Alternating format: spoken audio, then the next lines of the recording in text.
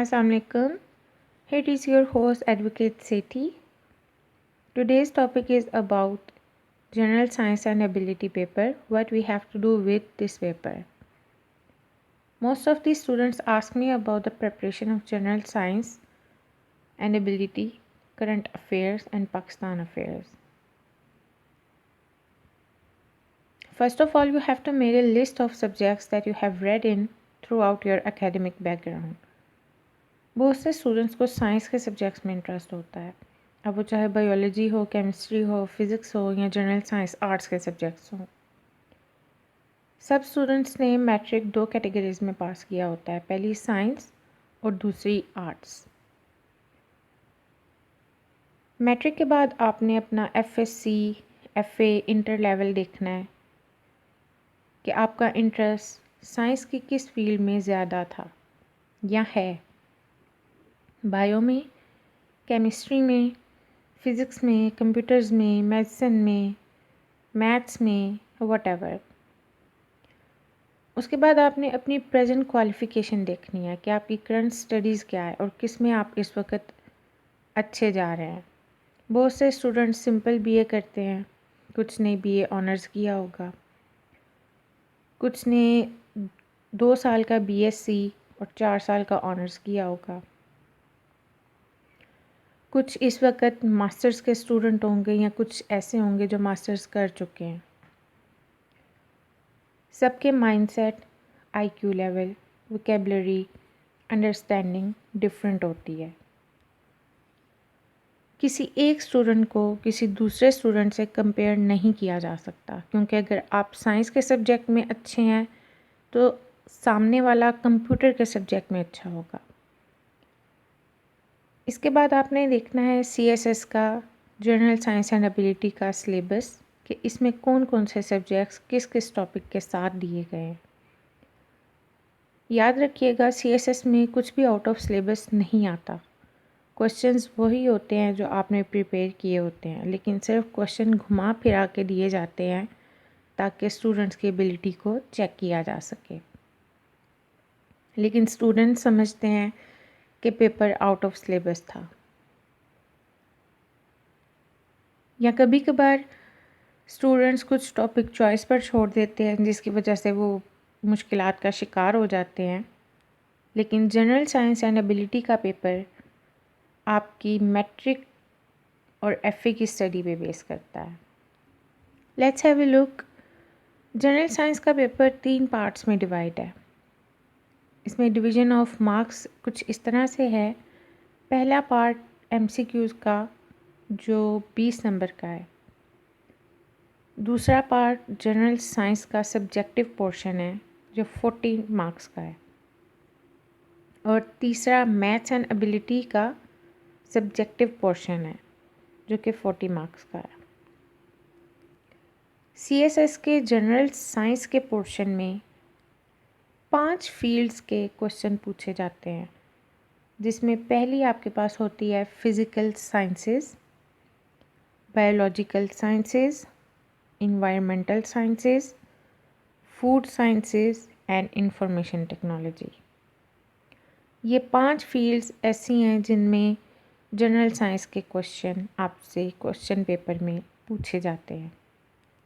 अब यहाँ देखा जाए तो कुछ जो ज्योग्राफ़ी स्टूडेंट होते हैं जिन्होंने ज्योग्राफिया पढ़ा होता है, चाहे FA में हो, BA में हो, या कुछ ऐसे स्टूडेंट्स होंगे जिन्होंने मास्टर्स किया होगा, तो उनके लिए ये जनरल साइंस का फिज़िकल साइंस पोर्शन बहुत इजी होगा बजाय कंप्यूटर साइंस के या इंफॉर्मेशन टेक्नोलॉजी के। इसी तरह जिन्होंने इंफॉर्मेशन टेक्नोलॉजी पढ़ी हुई है उनके लिए फ़िज़िकल साइंसेस टफ़ होगा। इसीलिए इस वीडियो में सबसे पहले आपको यही कहा गया कि आप अपने इंटरेस्ट को चेक करें कि आपका इंटरेस्ट, आपका बैकग्राउंड किस फील्ड में ज़्यादा है, आप उसको अच्छे तरीके से कवर करें। बायोलॉजी का पोर्शन उन स्टूडेंट्स के लिए ज़्यादा अच्छा है जिन्होंने MBBS किया हो या मेडिसिन की कोई फील्ड रखी हो, उसके अलावा जिन्होंने BSc किया हो। इन्वायरमेंट, फूड और इंफॉर्मेशन टेक्नोलॉजी की भी फील्ड्स उन्हीं स्टूडेंट्स के लिए ज़्यादा अच्छी होंगी जिन्होंने इनको स्टडी किया होगा। हर एक में कोई ना कोई वीक पॉइंट होता है, लेकिन इसका मतलब ये नहीं है कि आप कुछ कर नहीं सकते। आपको जो फील्ड अच्छे तरीके से आती है या जिसमें आपका इंटरेस्ट अच्छा है, आप पेपर की तैयारी उसी फील्ड से स्टार्ट करें। नेक्स्ट हमारे पास है जनरल एबिलिटी पार्ट 2, 40 मार्क्स का। जिन स्टूडेंट्स ने मैथ्स में डिग्री ली है या जिनको मैथ्स में इंटरेस्ट है या जो मैथ्स के टीचर हैं, वो मैथ्स और जनरल एबिलिटी के पोर्शन को इजीली कवर कर सकते हैं।